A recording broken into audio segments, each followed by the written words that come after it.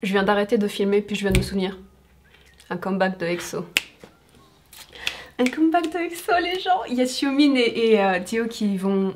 Non, qui sont de retour. Non pas encore, Dio va bientôt revenir de l'armée. En plus t'as Baekhyun qui a dit qu'il y aura un concert de EXO bientôt, je sais pas trop quoi, durant son concert solo à lui, alors... Ouais. Ça c'est une prédiction de ma part, c'est pas un souhait, c'est une prédiction. Je le vois venir de toute façon. Un comeback de EXO, imagine. Oh, en vrai ils m'ont manqué.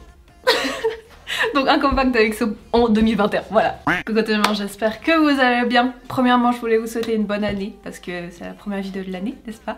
Puis justement, comme c'est la première vidéo de l'année, je me suis dit, il n'y a pas meilleur timing pour que je fasse cette vidéo. C'est mes prédictions de l'année et mes souhaits aussi, parce que en fait, je me suis toujours dit, je voulais faire ce genre de type de vidéo. Ce genre de type de vidéo. Waouh, ça commence bien cette année. Bref, j'ai toujours voulu faire ce genre de vidéo, sauf que je me suis toujours dit, on sait jamais, parce que dans les prédictions, il y en a qui peuvent être bonnes prédictions, il y en a qui peuvent être un peu plus mauvaises. Puis à chaque fois, je me suis dit non, tout simplement parce que j'ai pas envie d'avoir sur ma conscience que j'ai peut-être genre prédit quelque chose. Je sais que c'est stupide de dire ça comme ça, mais alors... c'est comme ça que mon cerveau fonctionne, bref. Mais bon, je me suis dit après l'année 2020 qu'on a eue, c'est maintenant ou jamais, tu vois, donc voilà. Du coup, petit disclaimer, n'est-ce pas, je ne suis ni voyante, je ne prédis pas vraiment le futur. Je suis juste là, c'est des prédictions et des souhaits pour l'année 2021, personnels. Je me base vraiment sur mon instinct et rien d'autre. Et pour dire, mon instinct est très mauvais, souvent, donc... ça va être drôle. J'ai écrit une liste déjà de mes prédictions et tout il y a quelques jours déjà. Sauf que depuis que j'ai écrit ça, il y a déjà deux articles qui sont sortis qui laissent à penser que j'avais raison. Déjà à l'avance. Donc... Bref, l'une des premières nouvelles qu'on a eues cette année, c'était que le groupe Gugudan se disband, comment dire, se dissout, n'est-ce pas? Il y a eu des rumeurs pendant des mois déjà. Il y a certains des membres comme Sejong ou bien Mina qui étaient quand même actives individuellement, mais au-delà de ça, le groupe en soi-même avait rien fait depuis plusieurs mois déjà. Les fans se posaient des questions, les personnes qui n'étaient pas vraiment fans se posaient des questions aussi, bref. Quand j'ai vu ça, en fait, j'étais pas surprise, j'étais juste déçue en fait. C'est le genre de truc où tu te dis, c'est comme Pristin, tu sais, comme le groupe Pristin, où il y avait tellement de potentiel, et parce que les compagnies comme, je sais pas, Jellyfish justement et Pledis n'ont pas réussi pour je ne sais quelle raison à leur donner l'opportunité de réussir. Elles n'ont pas eu la possibilité de réussir justement, on leur a pas donné l'opportunité de réussir dans cette carrière, dans cette industrie. Je trouve ça juste super dommage parce que bah, c'est des années d'entraînement qui sont gâchées entre guillemets, on sait pas ce que les filles elles vont faire après, je trouve ça juste dommage. Bref, deuxième article qui est sorti ce matin, parlons de timing n'est-ce pas? J'avais écrit dans ma liste de prédictions pour cette année, je pensais que certains membres de GOT7 n'allaient pas re-signer avec JYP, n'allaient pas continuer leur contrat avec JYP,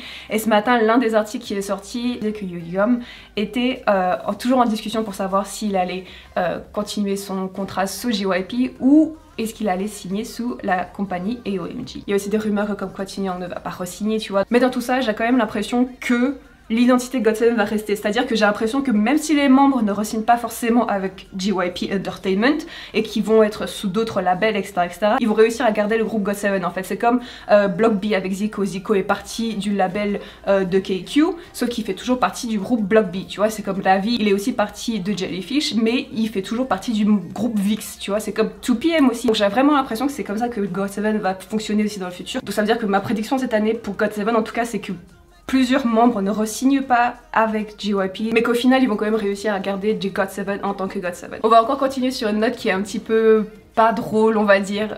Bien sûr ça c'est pas une prédiction, c'est un truc qui est plutôt logique vu que c'est la loi là-bas, mais qu'il y a des groupes dont les membres vont devoir partir à l'armée, par exemple Ace, Monsta X, BTS peut-être aussi. Alors BTS on sait pas, c'est un grand point d'interrogation encore j'ai l'impression, en tout cas pour moi, parce que la politique s'en mêle, etc., etc. Les membres de BTS ont toujours dit d'après ce que j'ai vu qu'ils allaient aller à l'armée sans souci et qu'en tant qu'hommes coréens ils étaient fiers de faire leur service militaire, sauf que voilà, encore une fois, il y a la politique qui s'en mêle et puis ça... la politique, voilà.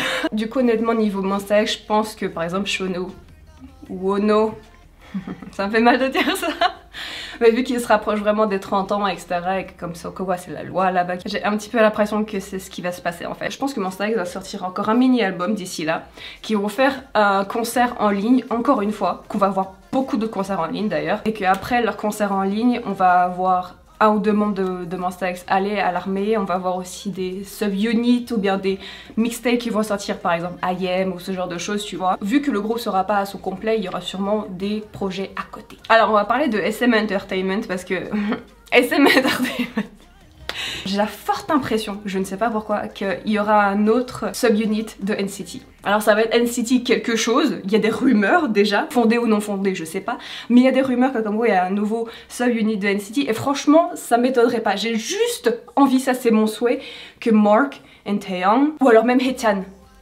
qui ne soient pas dans ce subunit parce qu'ils ont tellement bossé non-stop en 2020 que j'ai juste envie que, genre, une petite pause, genre, je les aime beaucoup, j'ai envie de les voir tous les jours, certes, mais j'ai aussi envie de les voir en bonne santé. Donc jamais de ma vie, je vais pousser une idole jusqu'à ses limites parce que j'ai envie de le voir tous les jours. Non, c'est égoïste. Je pense qu'on va avoir même des nouveaux membres de NCT, par exemple, qui viennent d'autres pays. Genre le Vietnam, ça je le vois trop venir. Je sais pas pourquoi, mais alors, moi en tant que franco-vietnamienne, avoir un membre vietnamien dans un groupe, oui. Franchement, je suis plutôt excitée par l'idée d'avoir un membre vietnamien dans un groupe de K-pop, mais bon après, voilà, c'est juste tout simplement parce que je suis franco-vietnamienne et puis moi j'aimerais bien entendre du vietnamien un petit peu des fois. En plus ça va m'aider à la compréhension du vietnamien, donc qui sait? Je dis pas que ça va se passer, mais j'aimerais bien. On a aussi vu des articles qui sont sortis qui disaient que SM va débuter un autre groupe cette année et je pense honnêtement que c'est un nouveau groupe masculin. Ils ont débuté aespa il y a pas longtemps et aespa c'est leur premier groupe féminin de la 4e génération de la K-pop. Donc, qu'est-ce qui leur manque? Un groupe de garçons dans la 4e génération de la K-pop. Et bien sûr, SM doit avoir un groupe masculin et féminin dans cette nouvelle génération de K-pop en fait. Donc, je pense honnêtement qu'on aura un nouveau groupe de garçons de la SM en 2021. Je pense aussi qu'on aura un comeback de Red Velvet et je sens aussi, pour je ne sais quelle raison, un solo d'une des membres de Red Velvet. Alors, je pense plutôt pour Yeri ou Joy. Honnêtement, Joy. Bon, je dis ça parce que c'est ma bias. Genre je pense que c'est le moment en fait, elles sont assez matures et établies dans l'industrie entre guillemets, surtout Joy tu vois, pour pouvoir se permettre de faire un solo. J'ai l'impression que Red Velvet seront pas mal occupées cette année. Maintenant on va parler de la YG, j'ai plusieurs prémonitions, prédictions plutôt, pas prémonitions, pour la YG. Alors j'aimerais honnêtement voir iKON faire un comeback, ça c'est vrai que c'est un souhait, mais je pense aussi qu'il est temps qu'ils reviennent. Treasure, et ils vont avoir leur comeback tout bientôt là avec leur premier full album. Je pense qu'après ça sera soit Big Bang, soit iKON. On parle aussi beaucoup du comeback de Big Bang, il est imminent, je pense qu'il y a des chansons qui sont prêtes, etc. Ils doivent filmer leur clip, mais c'est imminent. Genre, tu vois.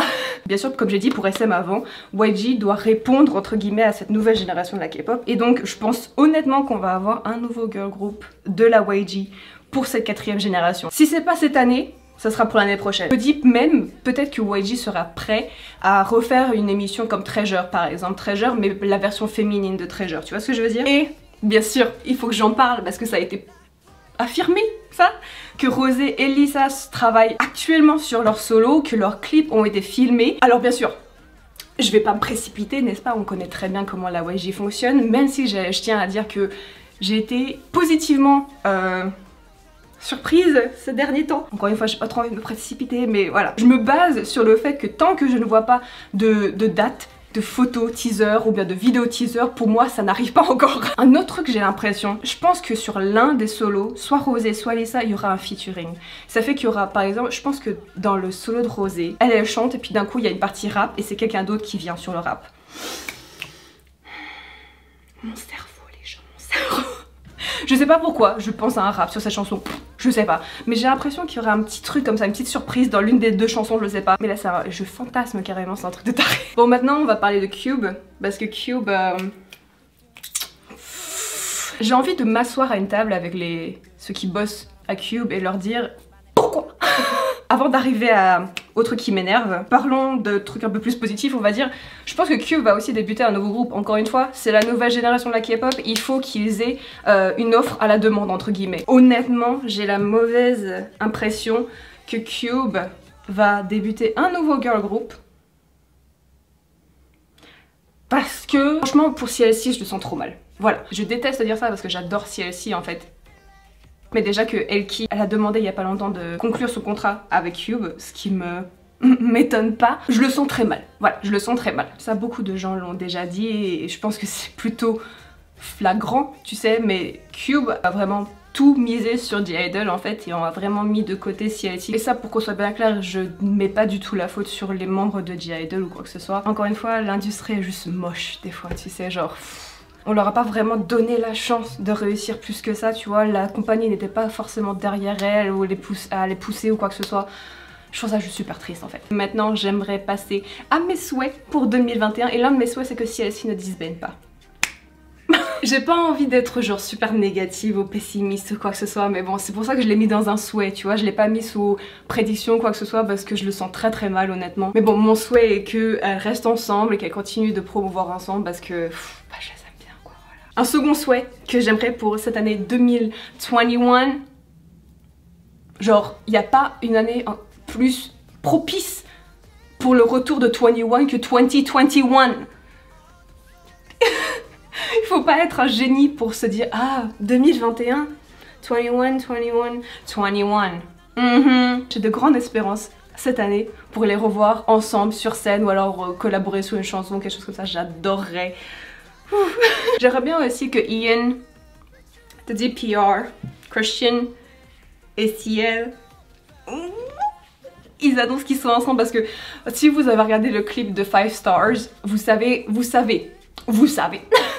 Il y avait tellement d'alchimie entre eux durant ce clip et tout est là, mais c'est naturel, c'est pas possible que ça soit la comédie là qui joue. Non, ils sortent vraiment ensemble et ils ont juste pas annoncé encore. Bon, de toute façon, quoi qu'il en soit, qu'ils soient ensemble ou qu'ils soient pas ensemble, c'est pas mes affaires vraiment, tu vois, mais c'est juste pour dire que si ils étaient vraiment ensemble, moi je suis là, je les soutiendrai de tout mon cœur. J'aimerais un first win de tous ces groupes. ONEUS, Card, Wono, Dreamcatcher. On en parle de comme quoi tous ces groupes n'ont pas gagné encore une seule fois. Ace, cette année, 21, first win. On en parle. J'aimerais énormément aussi voir un full album de Everglow et ITZY. Ça j'aimerais vraiment. Je pense qu'en plus JYP est en train de pousser ITZY beaucoup sur la scène américaine plutôt, tu sais, vu qu'il y a Lia qui parle en anglais. Elles vont aussi sortir leurs chansons en version anglaise. Donc je sens bien une collab, soit une collab avec un artiste en anglais cette année, ou alors une chanson full en anglais en fait de ITZY, je le sens bien. Stray Kids aussi, j'aimerais bien voir un subunit de Stray Kids. Un subunit de Stray Kids. J'aimerais aussi voir un comeback de ITZY avec tous les membres. Alors bien sûr j'espère que tous les membres soient en bonne santé, que Mingi soit prêt à revenir sur scène et à performer avec le groupe, etc. Mais c'est vrai que j'aimerais vraiment les revoir tous ensemble cette année. Et en parlant de ITZY, j'aimerais parler de Kingdom. Alors pour moi Kingdom, on a vu tellement de noms de groupes circuler en ligne et franchement à chaque fois que je les vois je suis là, oh, c'est bon, cette émission ça va être une tuerie, ça va me détruire cette année. Et en fait ça a été confirmé que Stray Kids, ITZY and The Boys vont participer à l'émission Kingdom. Et moi honnêtement j'aimerais vraiment voir des groupes comme Astro dessus, Monsta X, NCT, ENHYPEN, même WeI ou même CIX, tu vois. Des groupes qui sont encore un peu sous-cotés entre guillemets mais où il y a des membres qui sont déjà connus, par exemple Petinyang ou bien Kim Yohan. Je pense qu'on va aussi voir une deuxième saison de Kingdom, tu sais, avec des groupes comme Dreamcatcher, G-Friend, Luna, Wekimeki, Everglow, ITZY, enfin voilà, on est d'accord que c'est un souhait. Hein. Et pour conclure, j'ai juste envie de dire que j'ai envie que cette année soit meilleure, c'est pas assez solide comme, c'est pas assez puissant comme mot. J'ai juste envie que cette année aille bien pour tout le monde en fait, voilà, tout simplement. Mais j'ai l'impression que rien que ça, c'est un grand souhait déjà, donc... Bref, je vous souhaite à tous une très bonne année encore une fois. Tout plein de réussite, tout plein de bonheur et puis... bien sûr une bonne santé. Ouais, je pense que c'est le plus important maintenant en tout cas. Bref, c'est tout pour moi cette vidéo, je vous revois dans la prochaine vidéo en français. Bye bye les gens, bisous.